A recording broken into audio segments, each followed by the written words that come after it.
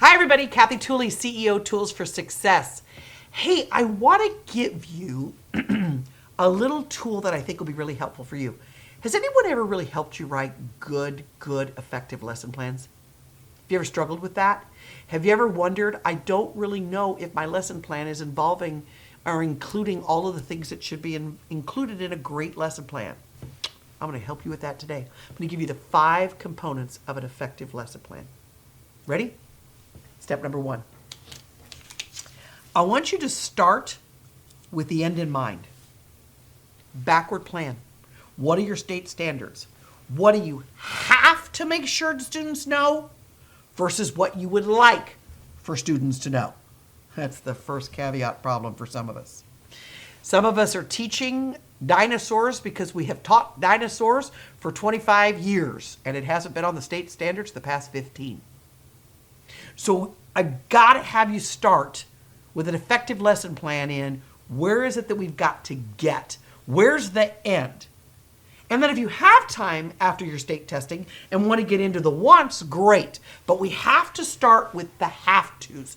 What are those power standards? What are those things that our students absolutely, positively cannot leave my classroom without knowing? That's step 1. Step number 2, you gotta know where your kids are starting. You gotta know where they're starting. I know where they gotta get, but where are they starting? And I want to show you a couple of quadrants and ways that I want you to plot your kids. We've seen the old red, yellow, blue, or red, yellow, green has been around for a while. That didn't show very green, but that's green.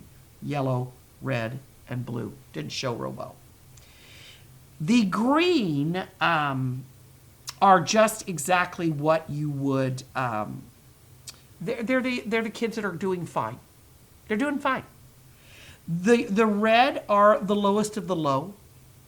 The yellow are the slipping. And a quadrant that's kind of new in the field over the past few decades is this kids that are already up here flying. So think of this as the top of the food chain, next down, lowest. Okay? We spent a lot of energy here. But now we're being asked in our state test to measure, are we showing growth to our high achievers? So I want you to data point your kids in a manner that looks something like this. This is something that one of my teachers did. I just took it from her book. She has various data points that she uses throughout the year.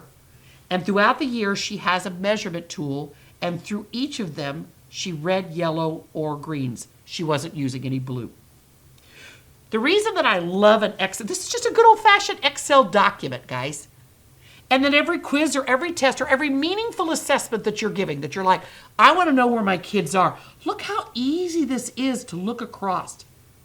I can tell that student number 8 is in trouble. They're going to need some supports. Number 6 is in trouble.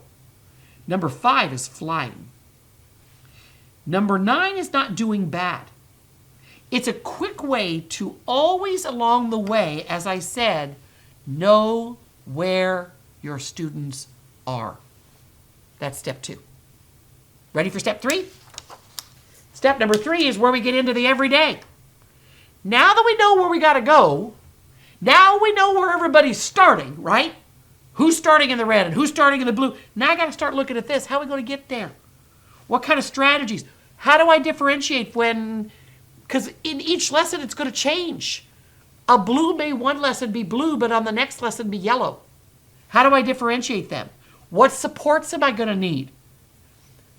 Who can help me and how do I ask for supports? Maybe if you've got 3 of you that are 3rd grade teachers and you're all teaching the same lesson, maybe you can divide and conquer and put the reds and the green or the blues and the greens in a room, the reds in one and the yellows in another. Let's get some support. Let's work smarter, not harder. So the 3rd step is really about, now that I know where they're going and I know where they're starting, how am I getting them there? Step number 4, what does it look like? What is Monday going to look like differently from Tuesday? What am I going to do on Wednesday that I'm not going to do on Friday? What are the steps along the way that I'm going to do every day to get them to that end point? And then the last step is this. How do I measure my progress along the way? I always give this analogy. I have teachers that sometimes are rowing that boat, rowing that boat, rowing that boat. And they get to the other side of the river and they turn around and there's no one left on the boat because they lost them on Tuesday. They fell off on Tuesday. So by the time you got to Friday, you don't understand why nobody's passing your assessments. So how are you measuring it along the way to make sure when you get to Friday, everybody's still in your boat? 5 simple steps to really develop an effective lesson. Hope that was helpful. Did you find that helpful? Good. All right, as always, I want to leave you with this. Don't forget to like. Don't forget to follow. Don't forget to share. And don't forget to put that little bell so that we can give you future videos like this that hopefully help your classroom, giving you some more tools in your tools belt from Tools for Success. Thank you so much for everything you do every day.